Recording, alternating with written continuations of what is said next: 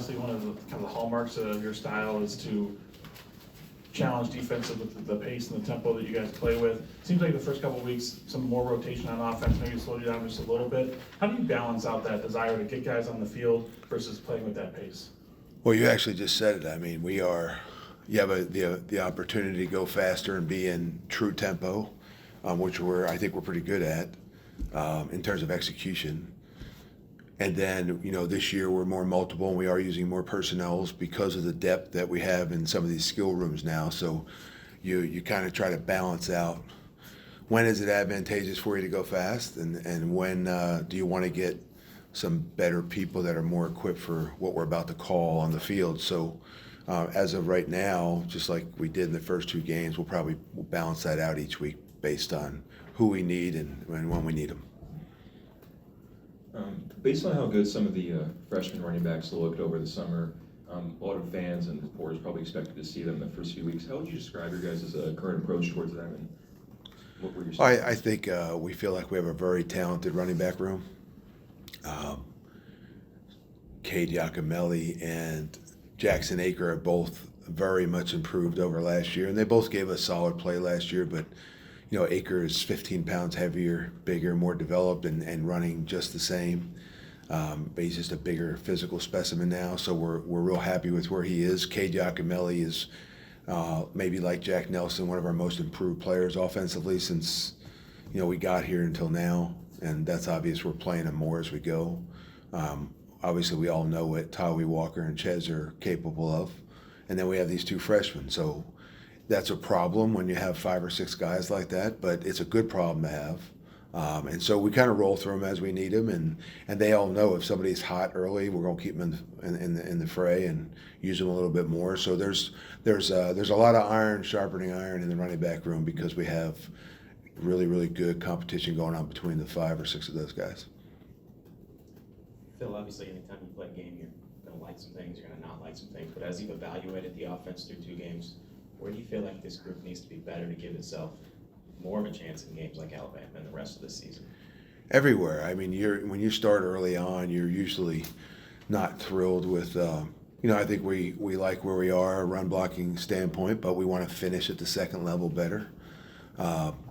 Pass protection, I think we do a great job of marking people and we don't cut people loose, that kind of thing. I think we want to technique better, both at tight end and at running back and at O-line, and give Tyler just that extra half a second it takes sometimes to make the bigger throw. We like where we are route integrity wise, but there are things right now that Coach Guyton and I are talking about that we want to clean up, footwork wise at quarterback, route integrity wise at receiver. Letton is working on some things right now with his tight ends. Things that we do at that position are fairly diverse because of the nature of the offense. So I think there's not a glaring major concern, which is a good thing. And I don't think we're really top shelf in anything yet right now either. So it's the everyday grind to just continue to keep getting better across the board so the overall product of the offense gets better.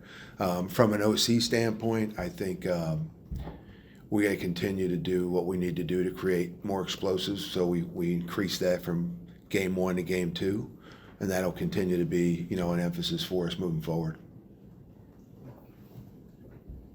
Phil, as far as Tyler goes, just two-parter. One, kind of if you can kind of assess, kind of what stands out to you about Van Dyke's play so far, and in terms of moving forward, what are some areas that you guys have kind of been emphasizing in terms of tightening up? So probably the 3 main areas for a quarterback in this offense and in most offenses is the decision-making piece of it. Okay, throw accuracy, obviously. And then just overall being able to identify problems within a particular play and provide the answer. And that's, I don't know if that part exists with everybody and what they do offensively. I don't study them all, but for us, we've got to be able to make good decisions post snap. So for the first week of the year, I thought Tyler made a couple poor decisions down in the red zone with regards to where we're going to put the football. In the red zone, we've got to be very, very precise and very decisive about where we throw. And, the expectation is the defense doesn't touch the football. And so that really comes down to decision making and ball placement. And that was an improvement from game 1 to game 2. That's what we needed to see. That was something we emphasized.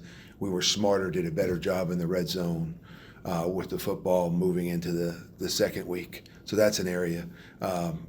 Thought we had some errant throws in the first game that we really could have hit, and that got better in the second game. We did a nice job. We missed a deep down the field off the pitch back.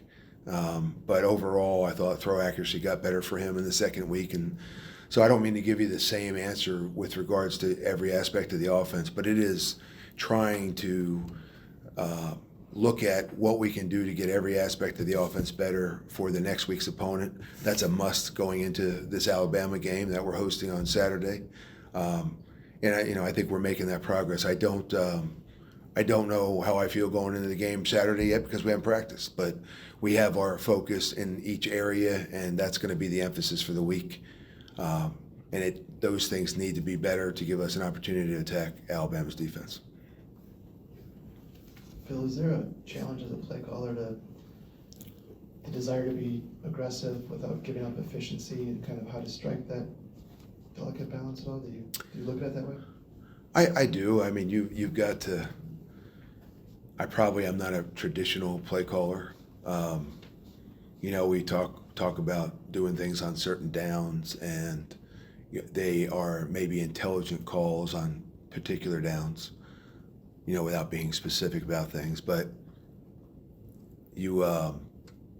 sometimes the defensive side knows that also, right? I mean, 2nd down and 2, you do certain things on offense. Well, they also know that on defense, so you've got that mindset like, hey, this is an opportunity for them to call whatever. And so it's their mindset to try and stop that as well. So I think sometimes we will call some things off schedule. Sometimes we'll do some things that are a little more unpredictable. And probably the most important thing, though, to answer your question more effectively is to say we do a really good job, or we're trying to do a really good job of knowing what our tendencies are. You know what I mean? So you can break tendencies and build off the tendencies so they give you an advantage in the next game. And monitoring yourself, evaluating what you're doing on offense is probably the best way to try to stay ahead of the curve from a play calling standpoint. Phil, you mentioned a little bit ago with the red zone passing in week 1 with Tyler maybe being a little too aggressive at points, but it hasn't just been very effective or very efficient so far when you've thrown in the red zone. Do you see a through line of maybe an issue that the offense is having overall in that area, or? No, we want to continue to be able to run the ball there, and I think throwing the play action stuff off of the better run plays that you have down in the red zone. That's not rocket science there, but we've been a little erratic there, and I think it's more about polishing some of the things that we have. We just missed one throw. We got out a little late. You have all the excuses. We just need to be sharper in the red zone. The red zone, you're really playing against 14 people, right? And that's what we talk to our offense about. They've got the back of the end zone. They've got both sidelines, and they are much more difficult for us in terms of managing the lack of field space down there. And everybody deals with that. It's not like we're the only ones that have that issue, but those are the advantages that the defense has. So I think creating one-on-one matchups where you can get some separation, creating some misdirection, and just developing some of the things that you do in the passing game off the running game are all going to help us down in the red zone. So that'll continue to be what we work on as we get inside the 10-yard line. Earlier, when talking about the running backs, you mentioned that Jack Nelson, you saw a lot of improvement of him from last year. I'm curious as to where. Probably in reference to most of the team, and this is a legitimate plug for Brady Collins and his staff. Overall, if you look at our team to a man, we're bigger, we're faster, we're more explosive. Guys are gaining weight and still improving their speed and their explosiveness. And then more specifically, that has definitely been an area of improvement for both K. Giacomelli and Jack Nelson. Also, I think as you see guys return and become true veterans, not just veterans of how many years they played, but the guys coming back now they're in their second year with the offense, and things are a lot more instinctive. And I think for Jack, things are more instinctive. And with being a veteran and with having that knowledge comes, I think, some peace of mind and some confidence that you know what your job is. And to me, that leads to composure. And I think Jack right now and Cade were very urgent, intense, high energy guys. And they both play that way still, but they're both very much more composed now. They're better thinkers on the field. They got better technique. They handle things better. You couple that with the fact that they both have done a great job developing themselves physically. And I think those are just two examples of two of our more improved players on the offensive side. Each side of the ball probably wants to have an identity, something they know they can hang their hat on. From what you've seen so far, what do you feel like that identity is for your group, and what you feel like you guys can hang your hat on? So there's three things I've always wanted with our offense as an offense coordinator. One, I want the physicality, being able to run the ball downhill. And, I think we're headed in that direction. I think that's improving over last year. I also think we're doing a better job at locking up and finishing blocks at the second level and at the third level, and that's with reference to the receivers and the tight ends. So that part of it's getting better, and that's always a pivotal part of it. The second thing is you want to be efficient with everything you do. We want the run game to be efficient. You'd rather have in 10 runs, you don't want the 190-yard run, right, and then 9 carries for 9 yards. You want to be able to, efficiency to us is 4 yards on a particular play, and you'd rather have as many of those as you can, because as you gain some of those positive yards, it puts you into a second non-obvious play calling situation, which makes my life a lot easier, right? And then I think the third part is situational awareness is huge, and so that comes with these veterans we're talking about, right? I think more of our guys right now know when we're in a 4-down territory area of the field. They know when we're in a sequencing type situation. We're in a 3rd down. When do you need to really work to get to the sticks because we don't have a 4th down to go for it? You cross over a certain line on the field, and that may change weekly, but the guys, I think, understand now, hey, when we cross X yard line, I don't necessarily have to play the sticks. Play calling may actually change. It helps me from a play calling standpoint every time Coach Fick says, hey, you got 4, right? And it just allows us to take a different approach, and then we can lean on some more of those efficient plays, knowing if we get 6 on 3rd and 8, we'll go for it on 4th and 2.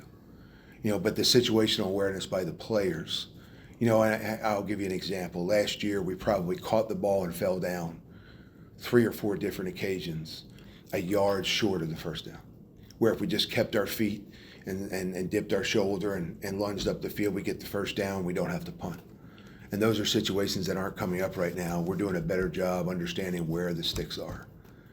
So not just situationally in the red zone, goal line, short yardage, but also 3rd down so that we can keep the drive alive. And those are probably the 3 things that, outside of turnovers, are always going to be a huge emphasis with us offensively.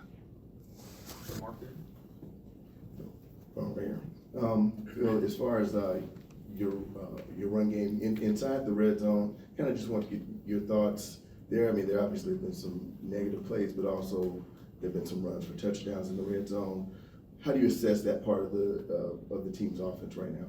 So I've actually been, we've all been more pleased with our run game in the red zone. I think everybody's area of where the defense changes is different from week to week. Sometimes we feel like the red zone is the 20-yard line. Sometimes it's the 15. Sometimes it's the 12. A lot of times it's the 10 or the 8. It just depends on where the defense changes. So the offensive approach really doesn't change until the defensive approach changes. And then you've got to adapt and understand how we're going to attack a real drastic change in what a defense might do. So that red zone line changes each week, but we have been very happy with the overall, the run game production. And that's led to most of our touchdowns in the red zone. I thought we missed one. We missed an easy receiver out of the backfield shoot route last week. That could have been an easy pitch and catch for a touchdown. And then we subsequently scored 2 plays later, with Ches Malusi on a run play. But those are opportunities that you want to take advantage of. And that was a design throw off of a run that we've shown. So it was a progression off of a run that we felt like would have been an easy touchdown opportunity, and we missed it. And at least we made up for it afterwards. But from a run standpoint in the red zone, happy with where we're heading. And I just think we have to do a better job execution-wise when we decide to throw the ball down there. Do a few more here, Colton. Back to Zach. Phil, there were a couple of procedural penalties last week when you guys went under center. Yeah. Was that just cadence issues? Because I know that's obviously not what you guys do, play to play, but what did you kind of account for those? You know, last year I thought it was more poise and composure. We had guys jump, and this year it's been a few things. We kind of held the cadence a long time once, right? We motioned the guy in. You know, you have your strategical games that go on down there. So you've got some guys that are stemming, and so there's a new focus on that down there. And we've gotten a couple of those calls. Saturday we didn't get one at one point. That would probably be one of them. And then you got the whole guys are barking cadences and doing some different things down there. We just have to maintain our composure, knowing that's a part of the game on third down and short. And just kind of hold our water until we snap the football. Zach, back to you, and I'll get you. Phil, you've had your helmet communicator with Tyler for a couple games now. Has it changed anything for you? Are there some positives, some negatives? How has it affected you on game days, if at all? So that's been the iPads have been a more drastic improvement, but it obviously helps. So in the past, I've had to signal some things to our quarterback in an effort to communicate. Like we have some really sophisticated, signals, right? That was really stupid. We have a signal for that. Okay, we have a think about it signal, right? Those kind of things. So we probably had our library of 8 or 10 different things that were just between the quarterback and myself just to communicate. And a lot of it was in reference to these situational awareness areas of the game. Now it's easy. I just press a button. I can chat with them. I can tell them watch corner crash. I can tell them, hey, remember, we got 4. We got 4 downs. I can relay some of that information that we're getting from the head guy or any other coach on staff that lets us know, hey, look, you got free safety blitz coming, right? He may see it. Doesn't hurt for me to be able to communicate that to him. What I don't want to do on the phones is coach the kid every minute, right? I don't want to. I really believe if we do our job preparing the players during the week, we shouldn't have to coach them every second of the game, because by that time you want them being able to answer some of these issues themselves, see it themselves, and go attack it. That's being prepared, that's being poised, that's playing instinctively. And so we'll use it in situational awareness areas, anything that we think is just vital, but it's not like Tyler and I are talking the entire game. We'll wrap it up here with Jim J. You always, when you talk to us, seem to be kind of a pragmatic guy. Those of us on the outside expect things to happen quicker maybe, and that might be unfair. They always do. Right. Do you, I guess from your perspective, do you think this offense is close to taking off the way, or being the offense you want it to be? Yeah, it's never what I want. I always want to be more explosive. I always want more points, but I think we're progressing. I do. We see the improvements. We know what we're doing better. We know what we have confidence in. Some of it specifically is probably not what we want to talk about here, but we are happy about where things are going. Even the areas that we think we need improvement on, they're getting better. And so what we need is, after 3 weeks, we've got to be 3 weeks better. After 6 weeks, we better be 6 weeks better. We have to keep progressing. Even last year, we got off to a very slow start. I was not happy with where we were early on. I really like where we finished. We beat Nebraska in overtime at home. We go to Minnesota and beat them at their place. We played much better in the bowl game against LSU than we had during the year, from an explosive standpoint and a skill standpoint and a receiver standpoint. Then we come back and we win so we've won 5 of the last 6 games right now. And, is everything where you'd love it to be? No, but I do think there's been consistent progress, and we got to keep making that progress. And I'm looking forward to, putting this plan together this week and matching up with Alabama and see where we are to be a real good barometer for our football team.